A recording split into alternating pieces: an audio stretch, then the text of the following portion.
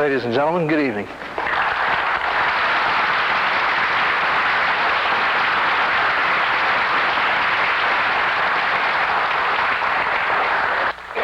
Some years ago I did this talk, and it has proven to be a little bit too long.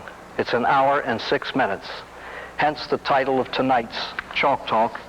It's revised in the sense that I would like to shorten it so it could be put on one reel. Ladies and gentlemen, some time ago I met the man from whom I learned most of what I know about alcohol and alcoholism. His name was Walter Green, a doctor, a general practitioner from the Detroit area, who was also a recovered alcoholic.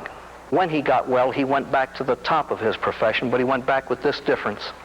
He dedicated his life to alcoholic patients only, and he treated about 6,000 of them before he died. I submit for your consideration that he knew what he was talking about. He had the experiential knowledge of having been there himself. He had the loving clinical knowledge of his patients, and he had what I hope that you will be as impressed by as I was, a genius for simplicity and a marvelous grasp of the obvious. He was a genius in my book. And by way of beginning, the little doc used to present a picture of alcoholism itself.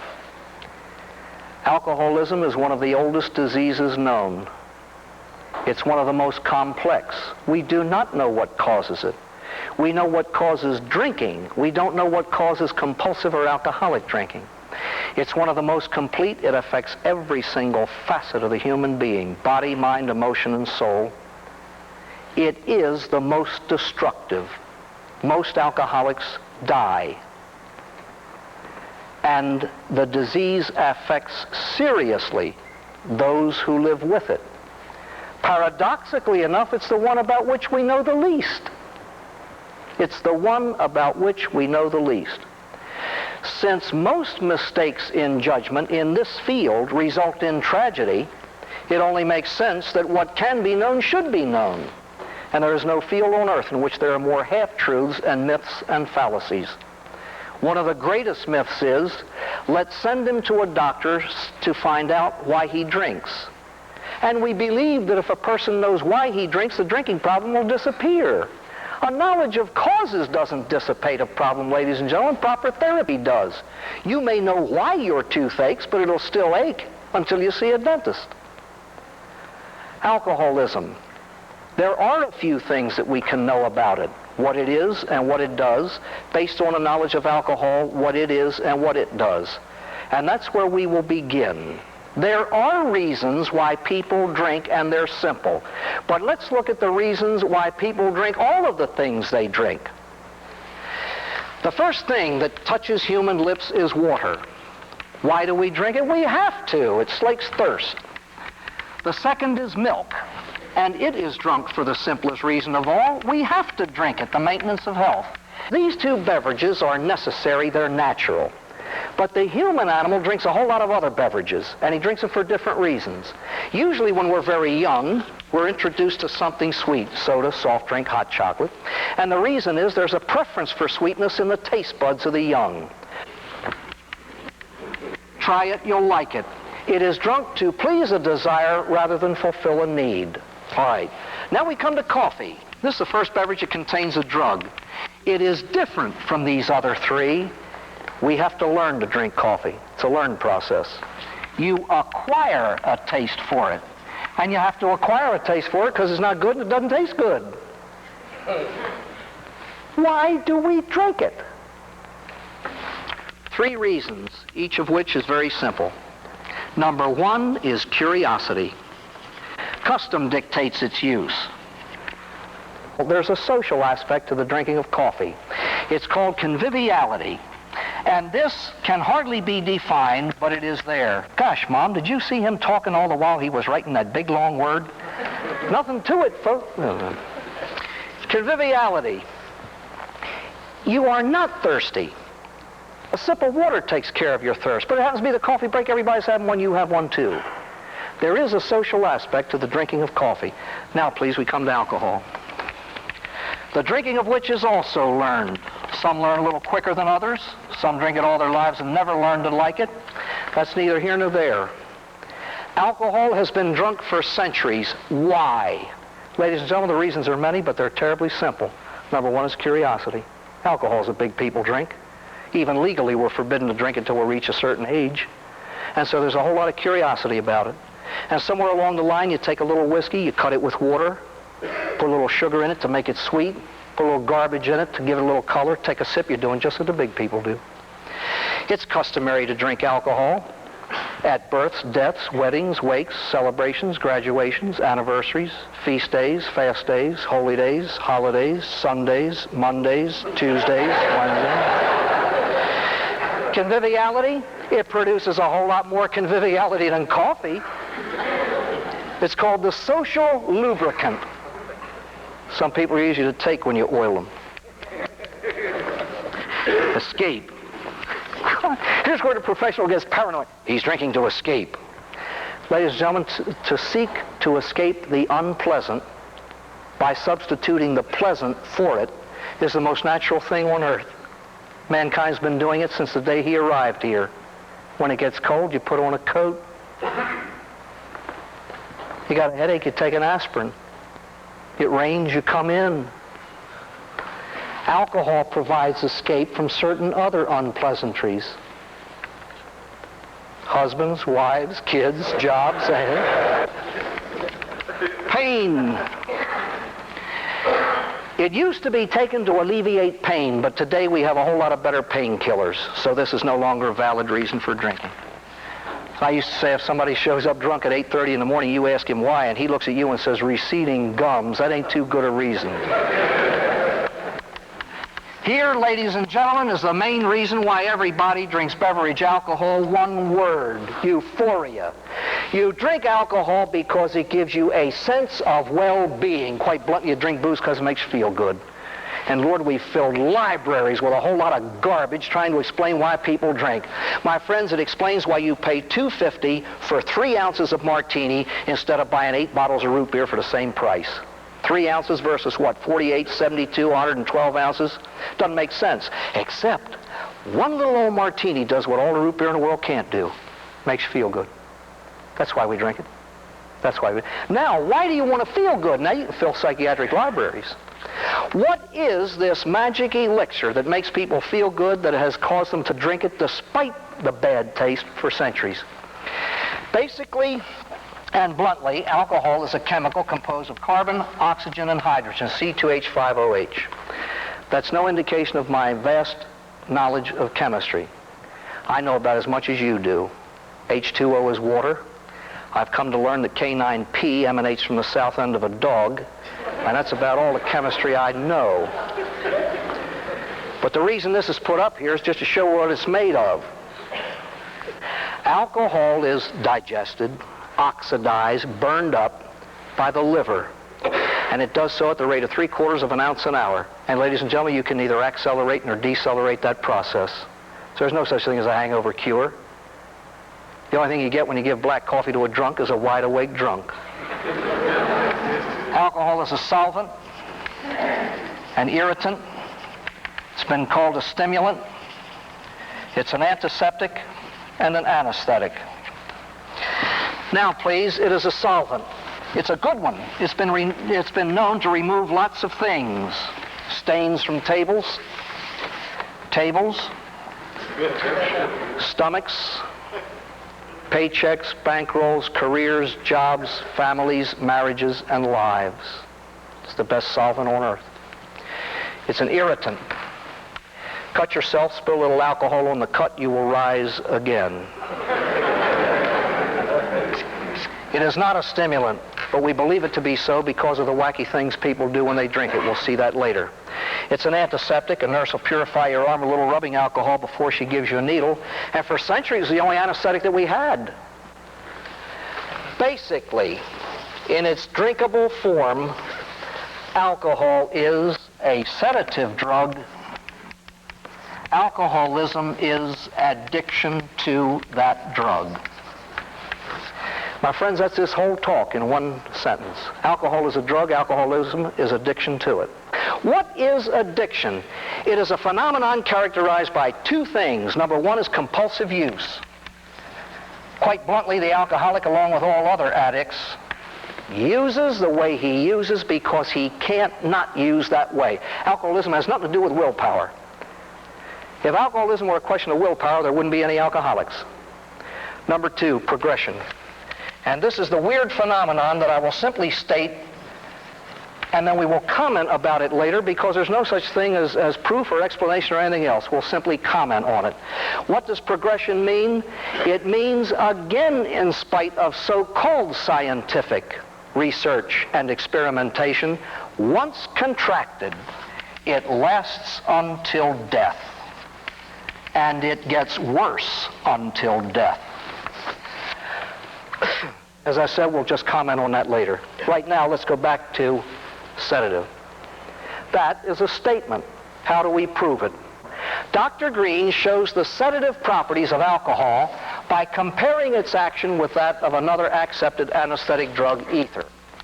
Now, I don't know what we all know about ether, but I think we would all accept the fact that an anesthetized rabbit could be referred to as the ether bunny.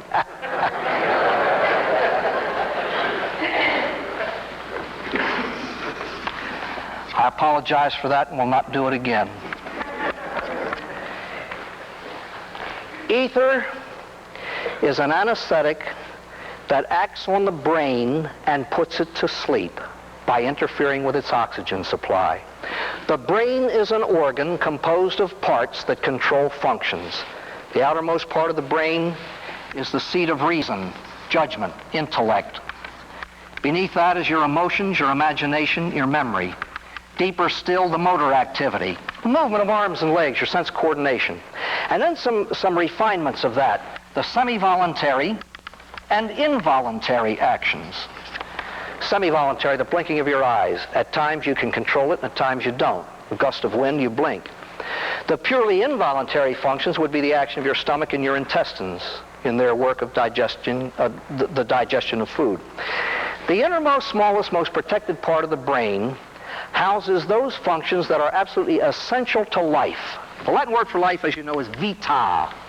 What is essential to life is therefore vital. Your vital functions are your heartbeat and your breathing. Doc Green says, let's take a normal adult and drug him with ether, then we'll do the same thing with alcohol. What's a normal adult? According to Doc Green, an adult is someone who functions according to the formula I over E. Intellect controls emotions. Aquinas calls us rational animals. I over E, intellect over emotions. Now please, let's see what happens to that formula when the brain that controls it gets drugged. First of all, there is a physical reaction of dryness in the throat.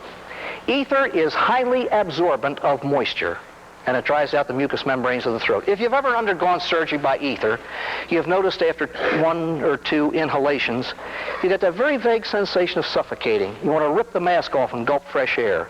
But before you can, you feel good. Whee! You know why you feel good? Ladies and gentlemen, it's almost mathematical. Watch what happens when ether gets to the brain. It hits the first part that is vulnerable.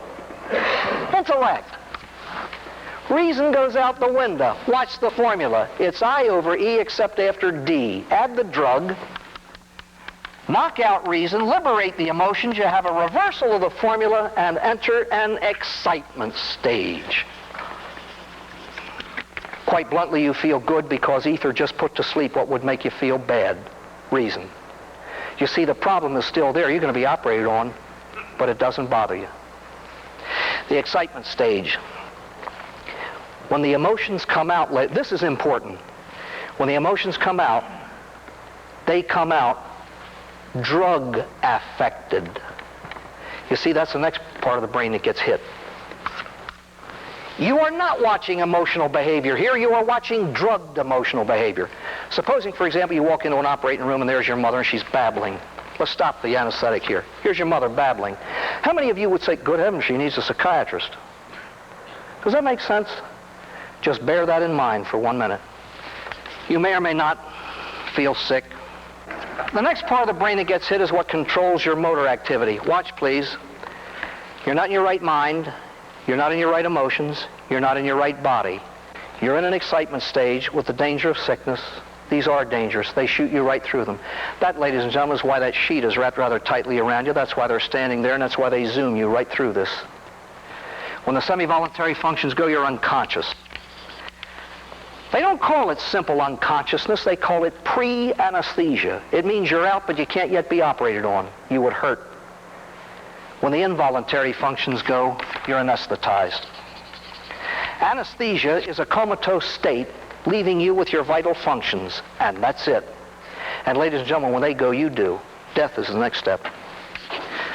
That's why it's a very dangerous thing. That's why anesthesiologists are specialists who do nothing but that. Coming out of it, you go through the same process in reverse. You go from anesthesia to pre-anesthesia, you'd be sick, and you undergo an excitement stage. Now, obviously, there's not going to be any euphoria. Now, ladies and gentlemen, the comparison. All you have to do is cross out ether and write down alcohol. It does exactly the same thing. They don't act alike. They do exactly the same thing, and this is a chemical reason why. Now let's go back to that formula. C2H5OH, that's alcohol. Ether is two of them, HOC2H5. They've got two molecules of alcohol without, however, the water. They take the H2O out. As I've said a couple of thousand times, ether is a double shot without a chaser. Of course they do the same thing. Ladies and gentlemen, they can't not do the same thing. They're composed of carbon, oxygen, and hydrogen. The only thing different is the molecular structure. Now, please, let's watch the action of alcohol on the brain. Remember your first shot? There was a burning sensation. I'm talking about straight whiskey, not the beer and wine. You're holding one, you've heard about it, now you got one. That was good. And the cheers are coming down. What happened? The first paradox about alcohol, it's a liquid that dries out your throat. See, it's two things. Number one, it's highly absorbent of moisture, and it dries out, the mucous membranes of the throat. It's also an irritant. It burns on the way down. Feels like you're swallowing ground glass. Your first drink was not a taste, it was a sensation. Now, please, that's why we take the chaser, to alleviate that burning.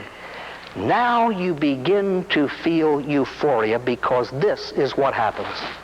Alcohol is handled at the rate of 3/4 of an ounce an hour. It's handled by the liver. Now you're going to find 3/4 of an ounce of alcohol in about a shot and a half of 100 proof whiskey. Suppose you drink 6 of them in an hour. The liver handles 1. The rest get into the bloodstream for subsequent trips. The blood, in its coursing, brings the alcohol to the brain. And when the alcohol gets to the brain, it begins to sedate it. The brilliance of Dr. Green. He says, how do we know? Simple observation. Don't you know when you're in the presence of somebody drinking? You notice it in the motor activity, and you notice it in the emotional behavior. If somebody's very drunk, he staggers. But in the beginning, you see the faint slowness of the blinking of the eyelids, and after a while, the tongue begins to get a little bit thick. Notice somebody stand in front of his wife. She says, you've been drinking. He said, She says, you've been drinking. He said, how can you stand there with your face hanging out that way and accuse me of drinking? He thinks he's functioning normally. And you think you function normally when you drink. You feel good because alcohol puts to sleep what would make you feel bad. You feel good because after a drink or two, the worrywart begins to go to sleep. And so, my friends, it's I over E, except after drug alcohol. Add alcohol to the formula, knock out the worrywart, and liberate the emotions. Now do you know why the guy smiled when he said the rent's due? The problem was there, but it doesn't bother him. The worrywart's out of the picture. And this is why we do wacky things when we drink. Reason is gone. Now, please, this is important. When the emotions come out, they come out drug affected. You are not watching emotional behavior in a drinker. You are watching drugged emotional behavior. Now, why is this important for the alcoholic? Now let's look at the alcoholic. All of this stuff, ladies and gentlemen, doesn't have to do with alcoholism. It has to do with anybody who drinks alcohol. But for the moment, now let's go to the alcoholic.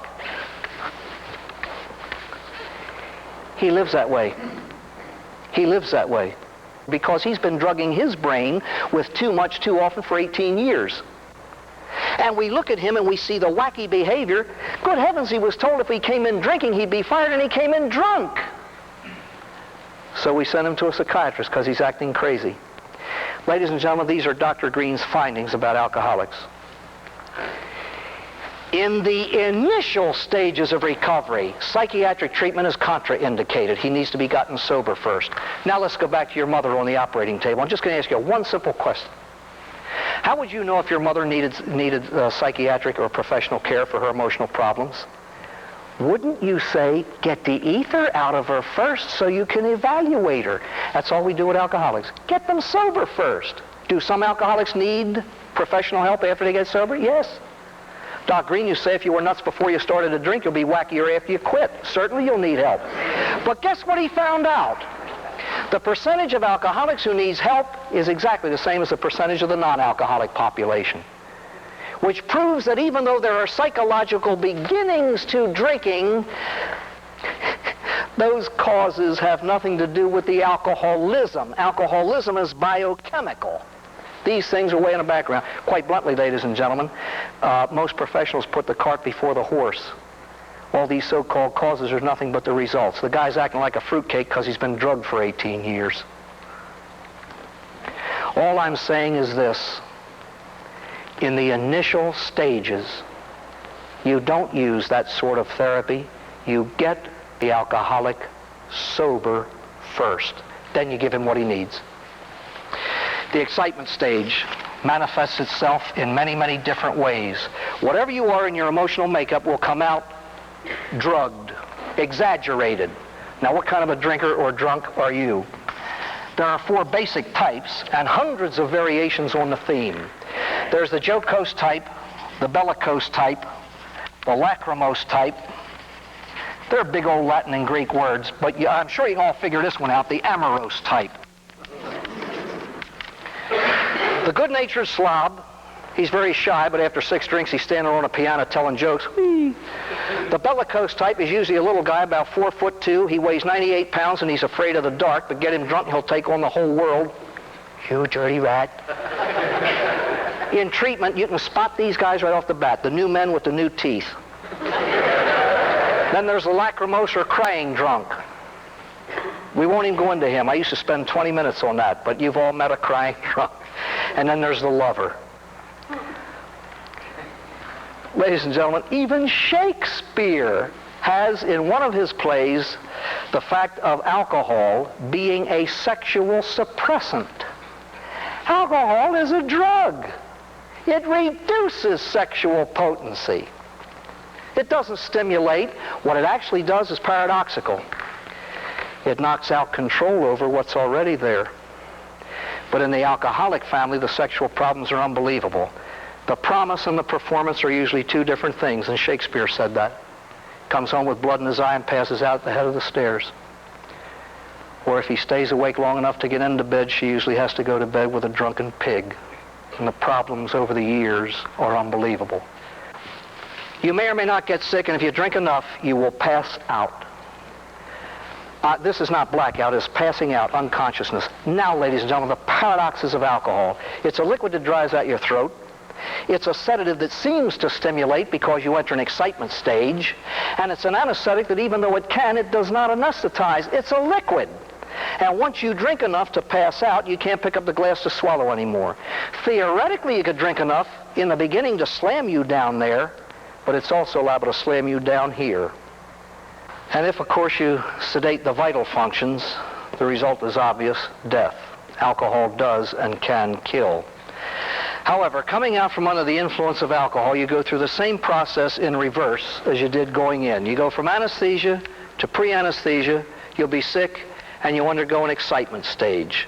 There will be no euphoria because of the so-called hangover symptom. All right. Now let's look at 2 people who go through this process. One's an alcoholic and one is not. Charlie and his Aunt Mabel go to a New Year's Eve party. Charlie's the alcoholic. He shows up, he burns his throat, he feels good. For a while, he's the loving life of the party, changes into filthy McNasty. Somebody hits him in the mouth, he cries in his beer, and passes out at 20 minutes of 12. He came to see the new year in, but he hadn't seen the new year in 4 years. He's unconscious at midnight. That's not by choice. He determined to see the new year in, but he suffers compulsion. He drinks more than he intended to. He shoots through euphoria and winds up unconscious. Now, please, let's look at Aunt Mabel. Aunt Mabel doesn't drink at all because he does. Aunt Mabel's the old moralistic shrew in the family. There's one somewhere, everywhere. Maybe you know one. She gives you the impression God went on vacation and appointed her to fill in. Mabel is strong-willed. Mabel wakes up in the morning, looks at her hair in the mirror, and says, "Part," and it does. You know the kind. Now, Mabel doesn't drink, but they offer her a glass of orange juice. She says, okay. So they give her a little orange juice, 1 ice cube, and they fill the glass with vodka. And 3/4 of the way through the glass, old Mabel's head is down on the table. What's the difference between Mabel and Charlie? The next morning, Charlie's going to wake up and reach for a bottle. He'll bite off about 4 ounces before he leaves bed to go to the bathroom so he won't commit suicide when he shaves. And poor old Mabel doesn't know she's had a drink to start with. What's the difference between Charlie and Charlie's aunt? What is an alcoholic? Ladies and gentlemen, there are as many definitions of alcoholics as there are people. And everyone can define an alcoholic. Well, an alcoholic is a former corporation lawyer who's down on Skid Row bumming nickels. Congratulations. I wonder if you could have spotted him 18 years ago when he was wearing $500 silk suits. But the symptoms were still there. What is the alcoholic? My definition of alcoholic is one whose drinking is causing problems. All alcoholics, as a base for their disease, drink too much. Wasn't that brilliant? Excessive drinking. But ladies and gentlemen, there are a lot of non-alcoholics who abuse alcohol and drink excessively.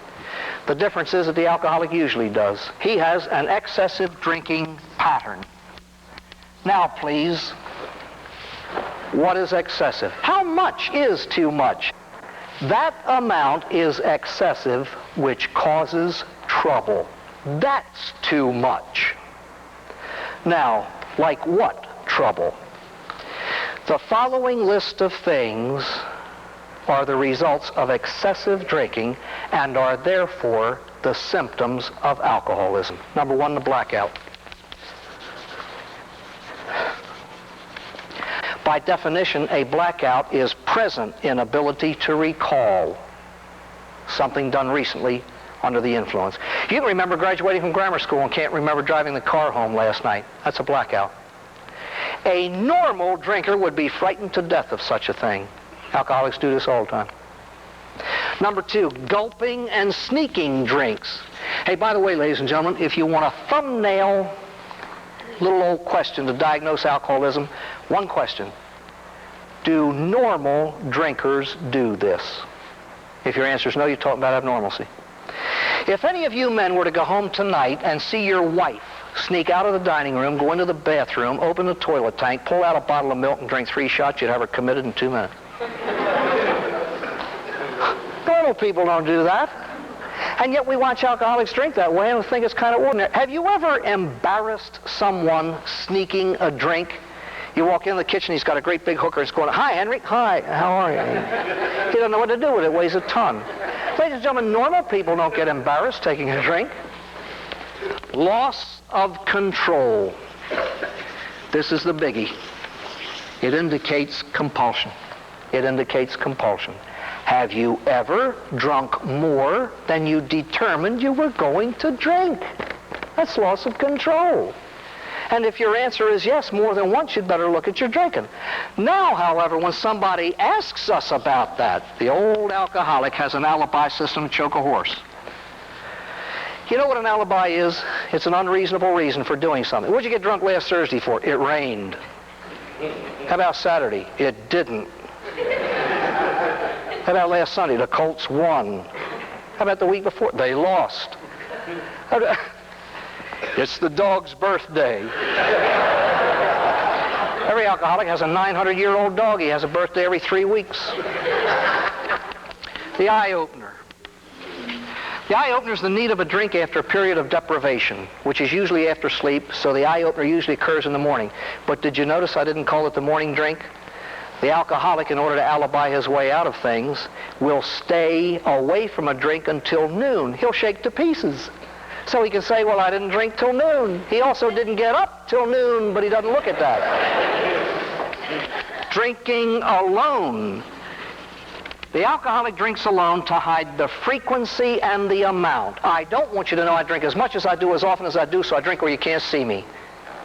The office drinker who goes into the lavatory to drink. All you have to do is ask your question. Do normal drinkers drink in the toilet?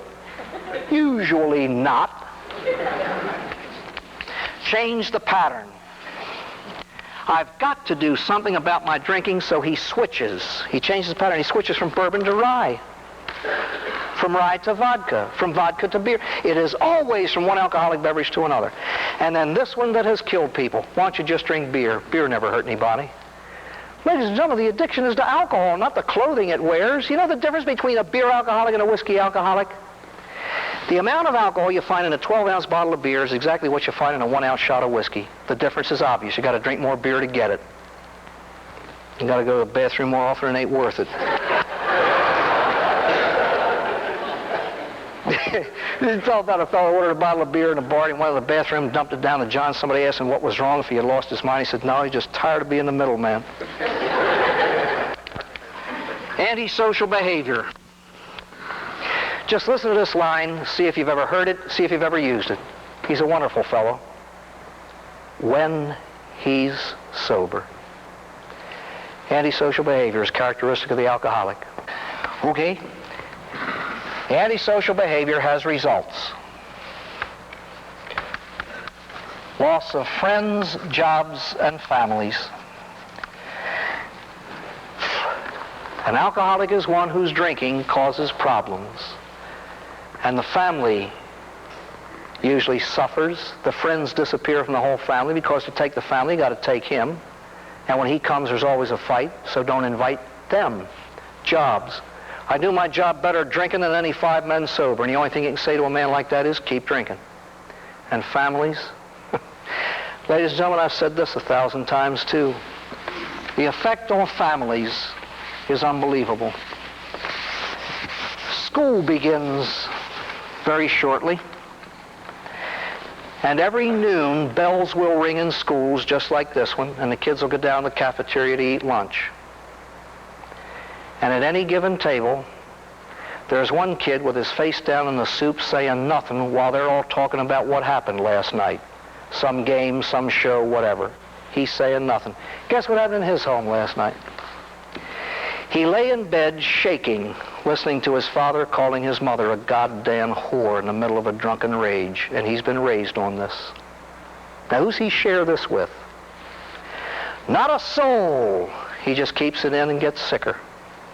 And that kid, if he ever touches alcohol, is practically a sitting duck for alcoholism himself.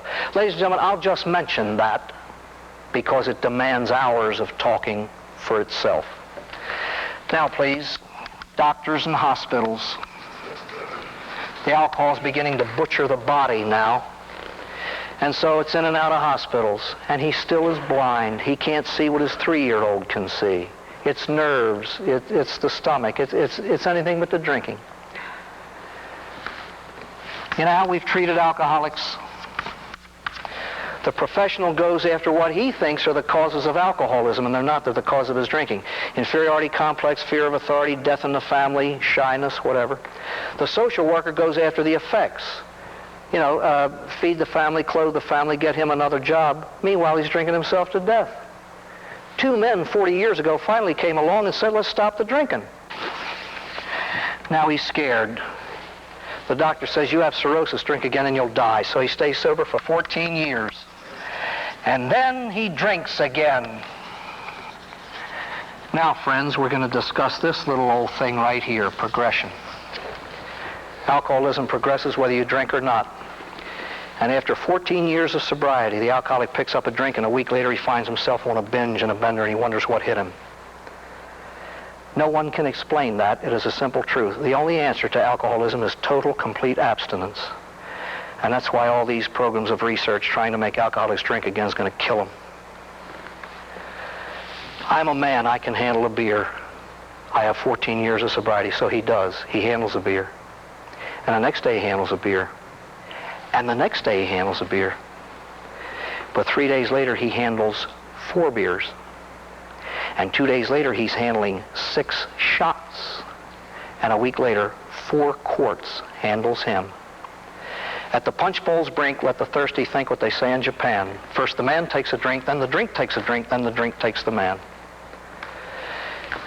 When an alcoholic drinks again after a prolonged stretch of sobriety, he does not pick up where he left off. In a relatively short time, he picks up where he would have been if he had been drinking all that time. Why? God knows, and he won't tell. Tremors is an infallible sign of physical addiction. This is the inner tremors where every fiber of your being screams for a drink. Ladies and gentlemen, the alcoholic doesn't get euphoria. He gets 10 seconds of euphoria and then 3 weeks of trying to stay alive. He works to drink, and drinking is work. That's why alcoholics lie to you. Alcohol is more important than breath. If they were to tell the truth, you'd tell them to quit, and they know they can't quit. They need alcohol to live. And so, Doc Green used to say, this indicates a positive cellular craving for the drug without which he cannot now operate normally. So it's protect the supply. Keep the bartender paid. Hide the bottle. If you know somebody hides bottles, you know an alcoholic. And you see how far down the line it is, don't you? 14, unreasonable resentments. Unreasonable resentments. Ladies and gentlemen, if you were to walk down the street and somebody punched you in the nose and you didn't resent it, you'd be numb between the ears. But an alcoholic will walk downstairs, mumble good morning, his wife doesn't hear him, so she doesn't respond. 3 weeks later, he hits her in the head with a shotgun handle. That's unreasonable. Alcoholics live that way. And when you live with them, you can't cope with this. Unreasonable resentments. The wife says, if I say yes, I'm wrong. If I say no, I'm wrong. I'm damned if I do, I'm damned if I don't. Nameless fears and anxieties.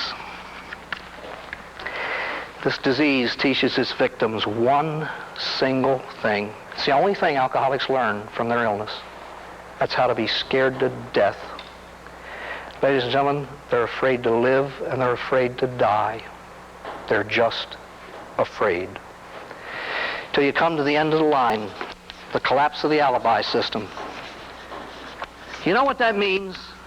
It means that if he's lucky, the alcoholic reaches his moment of truth. He looks into the mirror of himself and sees what is there instead of what he wants to be there. He sees what everybody else has been looking at. He says, I did not get drunk last night because it rained or because it didn't rain. I don't know what the weather was. It's not her big mouth. She's gone. The Colts neither won nor lost. They didn't play. The dog is dead. I did not intend to drink, and I got drunk. I have a drinking problem. Now he can respond to help. You see, if the poor alcoholic surrenders to his addiction, he winds up incarcerated, insane, or dead, or he can surrender to help. The only help that I know of that really works, and it works best for most, is a phenomenon called AA, Alcoholics Anonymous. It contains 12 steps of therapy out of the pit. But ladies and gentlemen, I believe God gave us the science of medicine for sick bodies, psychiatry for sick minds, psychology for jumbled emotions. I believe we have dentists for bad teeth. And I believe he gave us AA for alcoholism. It's what works best for most. Now, please, I have said most of what I intend to say tonight. But it would be grossly incomplete and unjust of me to leave without asking one single question to dispel forevermore a crazy myth that we have labored under and that has resulted in hundreds of thousands of alcoholic deaths. Is it true that you cannot help an alcoholic unless he wants help? That's a lie. It's a myth. It's completely unjust. Don't hand me this, you can lead horses to water and not make them drink. I know that. But you can lead them to a well and make them thirsty. And that's what we do when we coerce an alcoholic into treatment. We offer him something to respond to, and if the treatment is good, he will probably respond. Ladies and gentlemen, I over E plus alcohol equals the insanity of the alcoholic. Do you know what the insanity of the alcoholic is? He consumes a chemical that is killing him. Now watch this real simple formula. E over I, the insanity of alcoholism, plus AA is a restoration to sanity. He now functions normally again. He doesn't drink. My friends, I thank you for being here. I thank you for listening to me. And the prayer that I leave on is this. If any of you has a drinking problem, I hope to God I just spoiled your drinking for you. Good night.